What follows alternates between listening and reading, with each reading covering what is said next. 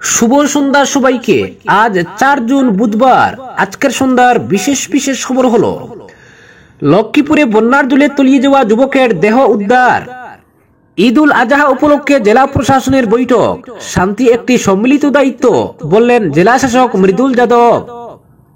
ওয়াকফ সম্পত্তি নিবন্ধনের জন্য 6 জুন থেকে শুরু উমিদ পোর্টাল, এ ব্যাপারে বিস্তারিত থাকবে প্রতিবেদনে। অবসরের পরই রাজনীতিতে প্রবেশ বিচারপতিদের, এতে মানুষের আস্থা ধাক্কা খাচ্ছে, উদ্বিগ্ন প্রধান বিচারপতি।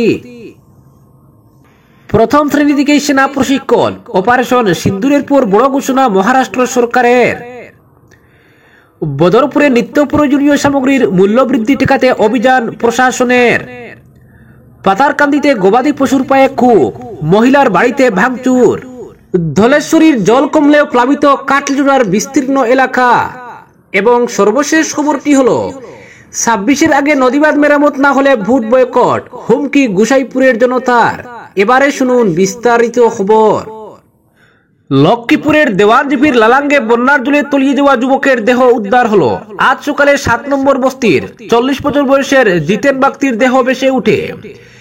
এরপর পুলিশে খবর দিলে পুলিশ পৌঁছে দেহ উদ্ধার করে ময়নাতদন্তের জন্য শিলচর মেডিকেল কলেজ হাসপাতালে পাঠায়। উল্লেখ্য, জিতেন বাগতি হলেন জীবন বাগতির পুত্র। তিনি মঙ্গলবার দুপুরে বন্যার জলে পড়ে নিখোঁজ হয়ে যান। স্থানীয় নালায় মাছ ধরতে গিয়ে নিখোঁজ হয়েছিলেন। ঘটনা ঘটার পর লক্ষ্মীপুর থানার ওসি শঙ্কর দয়াল এসডিআরএফ বাহিনী নিয়ে সেখানে উপস্থিত হন। উদ্ধারকারী দল সন্ধ্যা পর্যন্ত তল্লাশি অভিযান চালিয়ে কোনো সন্ধান পায়নি। পরবর্তী খবর, ঈদ উল আজহা উপলক্ষে জেলা প্রশাসনের বৈঠক, শান্তি একটি সম্মিলিত দায়িত্ব বললেন জেলা শাসক মৃদুল যাদব। কাছাড় জেলা প্রশাসনের উদ্যোগে ঈদ উল আজহাকে সামনে রেখে আজ এক গুরুত্বপূর্ণ প্রস্তুতি বৈঠক অনুষ্ঠিত হয় শিলচরের জেলা আয়ুক্তের কার্যালয়ের পুরাতন হলে। বৈঠকে জেলা আয়ুক্ত মৃদুল যাদব বলেন, শান্তি একটি সম্মিলিত দায়িত্ব। ঈদ উল আজহার মতো উৎসবগুলি আমাদের সহনশীলতা, সৌহার্দ্য ও সহযোগিতার মানসিকতাকে পুনর্ব্যক্ত করার সুযোগ। তিনি সংশ্লিষ্ট সকল দপ্তর, আইন প্রয়োগকারী সংস্থা ও সমাজের বিশিষ্ট প্রতিনিধিদের আহ্বান জানান যাতে সমন্বিত উদ্যোগে সম্পূর্ণ জেলা জুড়ে একটি শান্তিপূর্ণ, আইনানুগ এবং অন্তর্ভুক্তিমূলক উৎসব উদযাপন সম্ভব হয়। জেলা প্রশাসন কড়াভাবে আসাম গো সংরক্ষণ আইন 2021 কার্যকর করার অঙ্গীকার ব্যক্ত করে এ প্রসঙ্গে জেলা আয়ুক্ত যাদব বলেন, উৎসব চলাকালীন অবৈধভাবে গবাদি পশু জবাই বা পরিবহন রোধে কঠোর নজরদারি চালানো হবে। তিনি জানান, 2021 সালের 16 সেপ্টেম্বরের গেজেট বিজ্ঞপ্তি অনুযায়ী প্রতিটি রাজস্ব চক্রে একজন পশু চিকিৎসক এবং একজন পুলিশ সাব ইন্সপেক্টরকে নিয়োগ করা হবে আইনানুগতা নিশ্চিত করতে। গোমাংস এবং সংশ্লিষ্ট পণ্যের বিক্রি ও পরিবহন প্রসঙ্গে সতর্ক থাকার পাশাপাশি প্রশাসনের তল্লাশি, বাজেয়াপ্ত ও গ্রেফতারের অধিকার সম্পর্কেও সচেতন করা হয়। বৈঠকে উপস্থিত কাছাড়ের পুলিশ সুপার নুমল মাহাত্তা তিনি সম্প্রীতি রক্ষায় জনগণের সহযোগিতার গুরুত্ব তুলে ধরেন। তিনি 2023 সালে পঞ্চায়েত রোডে ঘটে যাওয়া একটি সাম্প্রদায়িক ঘটনার উদাহরণ টেনে বলেন, এবার আমাদের আরো বেশি সতর্ক থাকতে হবে। জনগণের আস্থা ও সম্প্রীতির ভিত্তিতেই যে কোনো অপ্রীতিকর পরিস্থিতি প্রতিহত করা সম্ভব। তিনি মালুগ্রাম, তারাপুর, রংপুর, অম্বিকাপুট্টি ও পঞ্চায়েত রোড সহ স্পর্শকাতর এলাকাগুলিতে অতিরিক্ত নিরাপত্তা মোতায়েনের আশ্বাস দেন। সোশ্যাল মিডিয়ায় গুজব ছড়ানো বা উস্কানিমূলক কন্টেন্ট পোস্ট করার বিরুদ্ধে কঠোর আইনি পদক্ষেপ নেওয়া হবে বলে হুঁশিয়ারি দেন তিনি। এর আগে সবার শুরুতে অতিরিক্ত জেলা আয়ুক্ত অন্তরা সেন বিগত বছরের বৈঠকের সিদ্ধান্তসমূহ পুনর্বিবেচনা করে এবছরের সমন্বয় প্রচেষ্টার বাড়তি গুরুত্ব তুলে ধরেন। তিনি জনস্বাস্থ্য ও কারিগরি দপ্তরকে জল সরবরাহ নিশ্চিত করার নির্দেশ দেন এবং বিদ্যুৎ দপ্তরকে 6 ও 7 জুন বিদ্যুৎ সরবরাহ অটুট রাখার পরামর্শ দেন। স্বাস্থ্য বিভাগকে সোনাবাড়িঘাট, রামনগর, কলেজ রোড ও মালুগ্রাম এলাকায় জরুরি পরিষেবা প্রস্তুত রাখতে বলা হয়। অশান্তি এড়াতে আবগারি বিভাগকে নজরদারি জোরদার করতে বলা হয় এবং জেলা পরিবহন দপ্তরকে ট্রাফিক নিয়ন্ত্রণে বিশেষ তৎপরতা নিতে নির্দেশ দেওয়া হয়। প্রতিটি থানা এলাকায় একজন করে দায়িত্বপ্রাপ্ত ম্যাজিস্ট্রেট নিয়োগ করা হবে যাতে 24 ঘন্টা শান্তি শৃঙ্খলা বজায় রাখা যায়। সড়ক দুর্ঘটনা রোধে হেলমেটবিহীন চালনা ও দ্রুতগতির বিরুদ্ধে পুলিশ বিভাগ কড়া ব্যবস্থা নেবে বলেও জানান পুলিশ সুপার। বৈঠকের শেষে জেলা আয়ুক্ত মৃদুল যাদব কাচারবাসীকে ঈদের শুভেচ্ছা জানান এবং বলেন, এই পবিত্র উৎসবে আমরা যেন আত্মত্যাগ, সহমর্মিতা ও ঐক্যের মাধ্যমে এক নতুন শান্তির বার্তা পৌঁছে দিতে পারি। তিনি সকল দপ্তর, নাগরিক সমাজ ও ধর্মীয় প্রতিষ্ঠানকে সতর্ক অথচ সৌহার্দ্যপূর্ণভাবে একযোগে কাজ করার আহ্বান জানান, যাতে ঈদ উল আজহা শান্তি, নিরাপত্তা ও আনন্দের প্রতীক হয়ে ওঠে। পরবর্তী খবর, ওয়াকফ সম্পত্তি নিবন্ধনের জন্য 6 জুন থেকে শুরু উমিদ পোর্টাল। কেন্দ্রীয় সরকার 6 জুন উমিদ পোর্টাল চালু করার পরিকল্পনা করছে, যার লক্ষ্য দেশের বিভিন্ন অঞ্চলে ওয়াকফ সম্পত্তির উন্নত ব্যবস্থাপনা এবং স্বচ্ছতা বৃদ্ধি করা। উমিদ পোর্টাল হলো ভারত সরকারের একটি ডিজিটাল উদ্যোগ, যার পুরো নাম ইউনিফাইড ওয়াকফ ম্যানেজমেন্ট, এম্পাওয়ারমেন্ট, এফিসিয়েন্সি এবং ডেভেলপমেন্ট। এই পোর্টালটি দেশের বিভিন্ন স্থানে ওয়াকফ সম্পত্তি নিবন্ধনের জন্য একটি কেন্দ্রীয় প্ল্যাটফর্ম হিসেবে কাজ করবে। যেমন পরিকল্পনা অনুযায়ী সমস্ত ওয়াকফ সম্পত্তি 6 মাসের মধ্যে পোর্টালে নিবন্ধিত হতে হবে। সম্পত্তির বিস্তারিত বর্ণনা, যেমন দৈর্ঘ্য, প্রস্থ এবং ভৌগোলিক অবস্থান ইত্যাদি বাধ্যতামূলক হবে। মহিলাদের নামে নিবন্ধিত সম্পত্তিগুলো ওয়াকফ হিসেবে ঘোষণা করার জন্য যোগ্য হবে না। ওয়াকফ সম্পত্তির প্রধান সুবিধাভোগীরা হবে মহিলারা, শিশু এবং অর্থনৈতিকভাবে দুর্বল সমাজের সদস্যরা। নিবন্ধন কাজটি যথাযথ রাজ্য ওয়াকফ বোর্ড দ্বারা পরিচালিত হবে।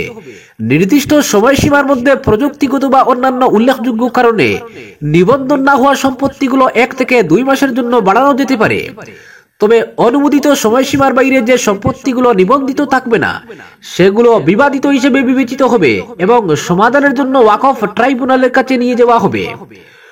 পোর্টালটি সম্প্রতি প্রণীত ওয়াকফ সংশোধনী বিল 2025-এর পটভূমিতে চালু হচ্ছে, যা 5 এপ্রিল রাষ্ট্রপতি দ্রৌপদী মুর্মুর কাছ থেকে সম্মতি পেয়েছে।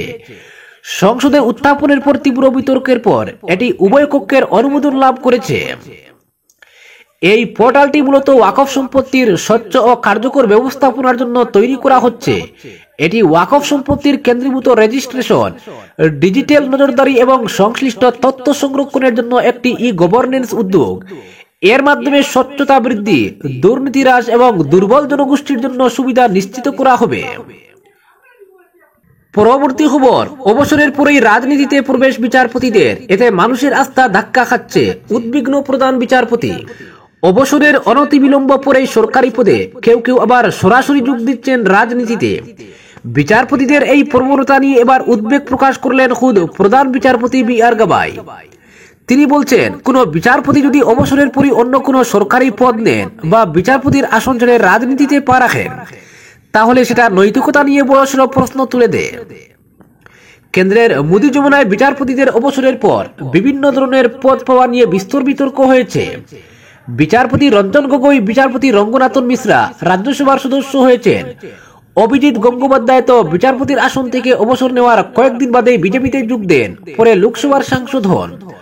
অবশ্য শুধু মোদী যমুনায় নয়, আগেও বহু বিচারপতি অবসরের পর বহু পদ পেয়েছেন। এদের মধ্যে রয়েছেন বিচারপতি এ.এম. থিপসে, বিচারপতি বিজয় বহুগুণা, বিচারপতি এম রামা জুয়েশ, বিচারপতি রাজেন্দর সাচার, বিচারপতি বাহারুল ইসলাম প্রমুখরা। এসব বিতর্কের মধ্যেই বিলেতের মাটিতে দাঁড়িয়ে প্রধান বিচারপতি বলে দিলেন, একজন বিচারপতি যদি কোনো রাজনৈতিক দলের ব্যানারে ভোটে লড়েন, তাহলে সেটা বিচার ব্যবস্থার স্বাধীনতা এবং নিরপেক্ষতা নিয়ে সংশয় তৈরি করে। কারণ এটাকে অনেকেই বিচারপতির আসনে থেকে স্বার্থের সংঘাত বা সরকারের কাছ থেকে অনৈতিক সুবিধা আদায়ের মাধ্যম হিসেবে দেখে। তার সাফ কথা, ভুল সময়ে বিচারপতিরা সরকারি পদ নিলে সেটা বিচার ব্যবস্থার প্রতি সাধারণ মানুষের আস্থাকে টলিয়ে দিতে পারে। কারণ এতে মানুষের মনে হবে বিচারকের সিদ্ধান্তগুলি ভবিষ্যৎ সম্ভাবনার কথা ভেবে প্রভাবিত।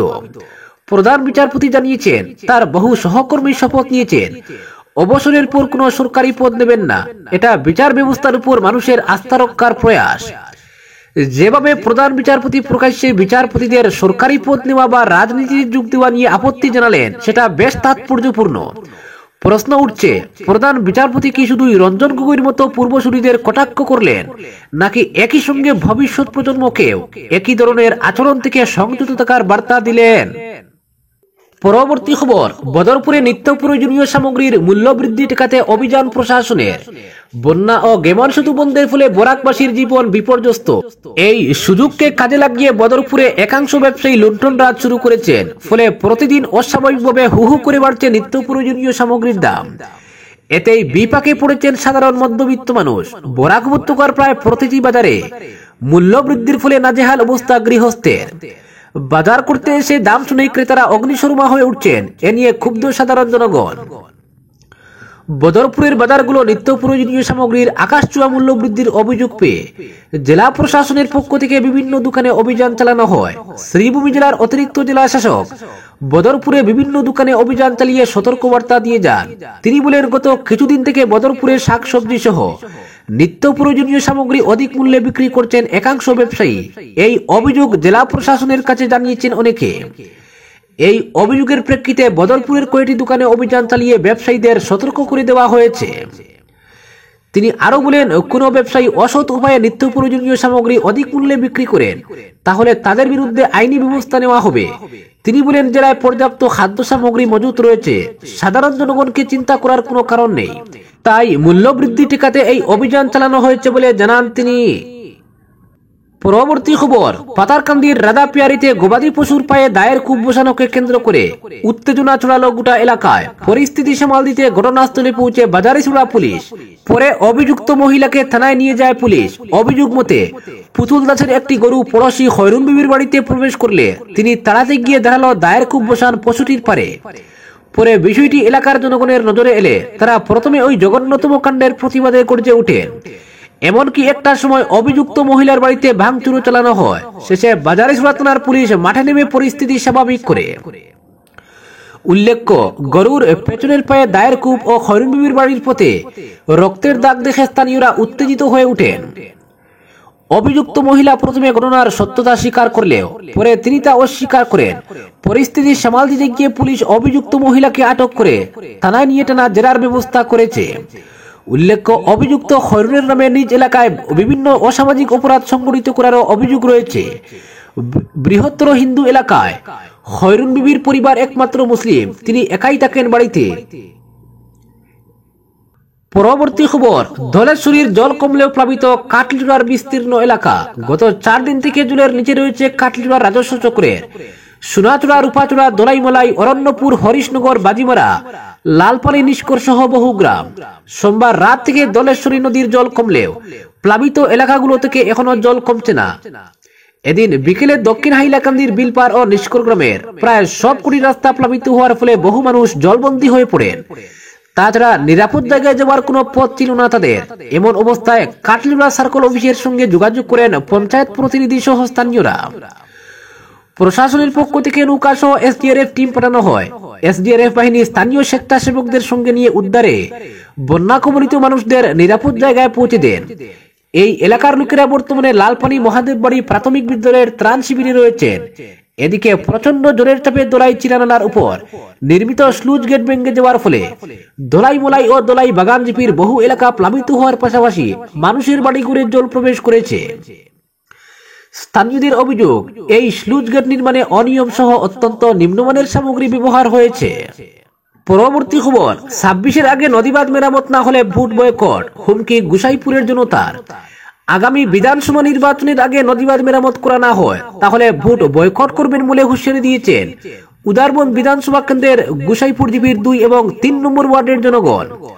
গোসাইপুর 2 ও 3 নম্বর ওয়ার্ডের জনগণ সংবাদ মাধ্যমের সঙ্গে কথা বলতে গিয়ে খুব উগরে দিয়ে বলেন, তাদের গ্রামটি মধুরা নদীর তীরবর্তী এলাকায়, ফলে গ্রামের মধ্য দিয়ে 90-এর দশকে একটি নদীবাঁধ নির্মাণ করা হয়েছিল যাতে বর্ষার মরশুমে নদীর জল গ্রামে ঢুকে প্লাবিত করতে না পারে। এই নদীবাঁধ নির্মাণের আজ 25-30 বছর হয়ে যাওয়ায় বাঁধটি নড়বড়ি হয়ে গেছে। তাছাড়া 2022-23 সালের বন্যায় বাঁধের একটা অংশ ভেঙে গিয়ে নদীর জল প্রবেশ করার ফলে বিস্তীর্ণ এলাকা জলমগ্ন হয়ে পড়েছিল। বন্যার পর জল সম্পদ বিভাগ থেকে ভাঙ্গা জায়গা মেরামত করা হয়েছিল। তখন গ্রামবাসীরা বিভাগীয় কর্তৃপক্ষের কাছে দাবি রেখেছিলেন বাঁধটি সম্পূর্ণভাবে মেরামত করার জন্য। তখন কর্তৃপক্ষ গ্রামবাসীদের আশ্বাস দিয়ে বলেছিলেন খুব তাড়াতাড়ি বাঁধটি মেরামত করা হবে, কিন্তু কাজের কাজ কিছুই হয়নি। বার কয়েক এ ব্যাপারে স্থানীয় বিধায়কের দৃষ্টি আকর্ষণ করা হলেও কিছু হয়নি।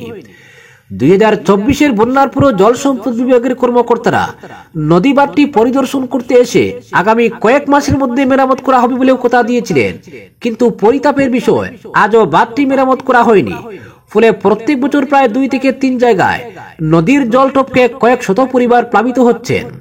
গ্রামবাসীদের মধ্যে রহিমউদ্দিন বাবুইয়া, আনোয়ার হোসেন বাবুইয়া, মুজিবুর রহমান বাবুইয়া, শাহাবুদ্দিন বাবুইয়া, সৈফুল উদ্দিন বাবুইয়া, মহিবুর রহমান বাবুইয়ারা আরো অভিযোগ করে বলেন, এই নদীবাঁধ মেরামত না করার ফলে গত ৩-৪ দিন আগে নদীর জল বাঁধ টপকে একইভাবে গ্রামে প্রবেশ করে কিছু কিছু জায়গায় স্থানীয়রা মিলে বস্তা দিয়ে জল আটকানোর ব্যবস্থা করেছেন, কিন্তু বিভাগীয় কর্তৃপক্ষের কোনো হেলদোল নেই এই নদীবাঁধ মেরামত করা নিয়ে।